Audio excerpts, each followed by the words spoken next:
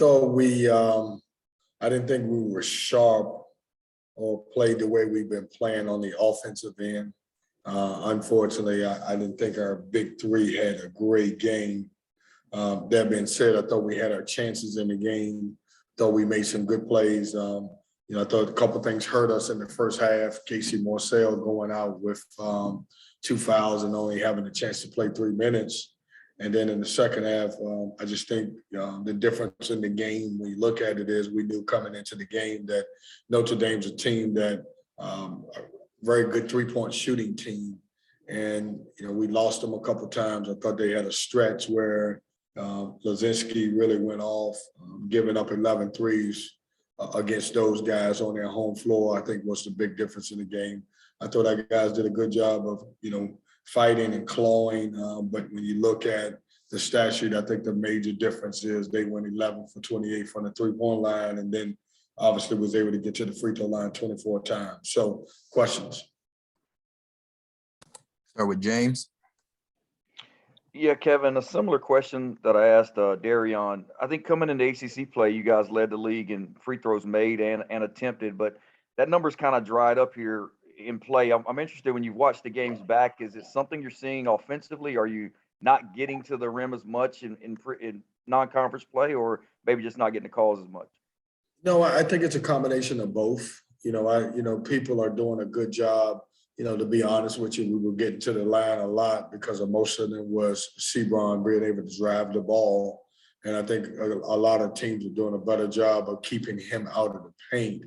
And then, in a few of those games, when you look at it, during our stretch, we had, the Louisville game, and then at home against Virginia, we shot the ball so well behind the three-point line that obviously we didn't have to take free throws. We didn't get in there. We didn't drive it because we were hot from the outside. So I think it's a combination of a little bit of everything. Hopefully that changed. I think when we look back at the last game against Virginia, we only got there 6 times, but we shot it well. And, for us, getting there 12 times, I think we got to get there a little bit more. Against Virginia, there was only one guy on our team that got to the free throw line, and that was Casey. He took all 6 free throws. And just to follow up, watching the game, it seems like these two offenses kind of mirror each other in the way they try to play. Did you coming in, did you feel like the three-point line was going to be critical? Just whichever team could win there would have a great chance of winning this game?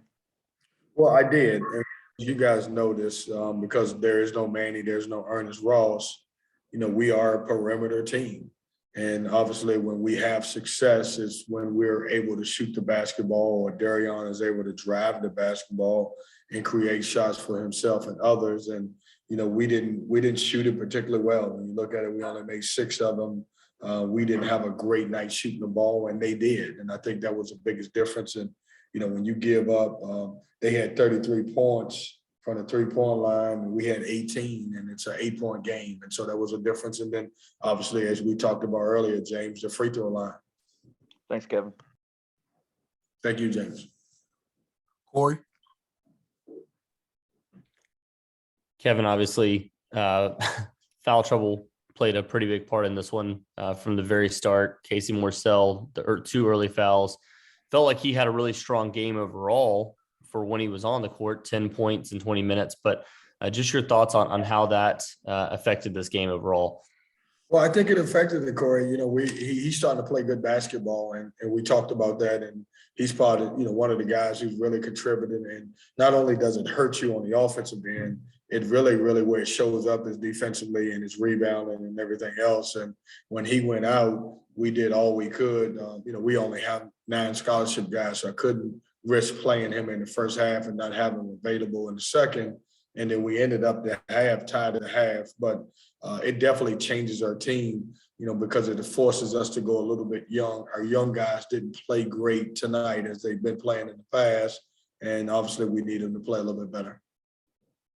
And for Cam Hayes, obviously, some up, some down in this game, did have the 4 turnovers, but also shoots 5 of 9, one of his better shooting performances. Just your thoughts on what he was able to do in this game with Casey having to sit on the bench for most of the first half. Well, I was happy to see the ball go in the hole for Cam. I think, through this process a little bit, he's lost his confidence a little bit. but he has worked hard in practice, harder in practice to get it back, and he's done some extra shooting and everything else. No, did he play a perfect game? Absolutely not.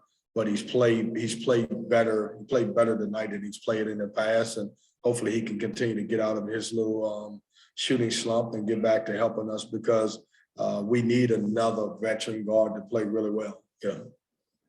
And my last one for you, start of the game, you guys had 5 offensive rebounds in like the first 5 or 6 minutes that led to 8 second chance points.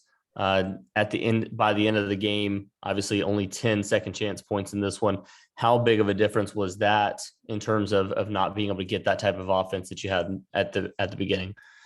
Well, I think it was huge, because if we're not shooting the ball well, we've got to be able to figure out how to score. And one of the ways is getting offensive rebounds and getting second and third opportunities.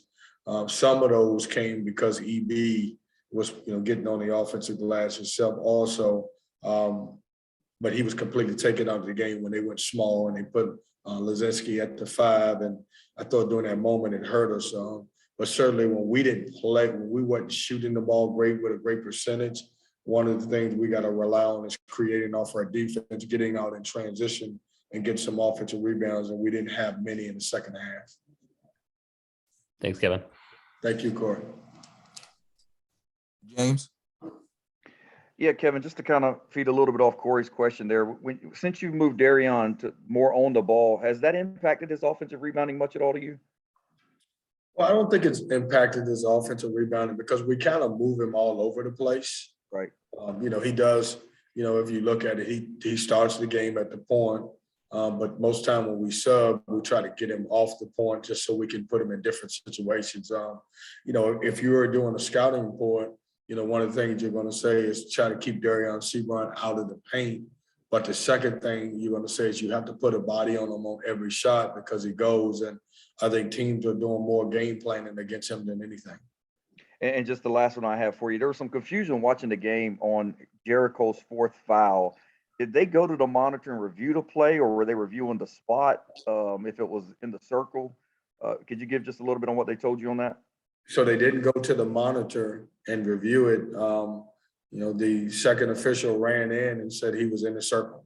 I haven't seen the play to be able to comment on it. They called it originally a charge, and then it was overturned by another official, which is apparently what you're allowed to do. But they didn't go to the monitor to make the call. If they went to the monitor, it was probably more to see what was on the clock, opposed to what the call was. He ran in and he said he was in the restricted area. Gotcha. Thanks, Kevin. Thank you, James. More questions for Coach? I think you're all good, sir. Thanks.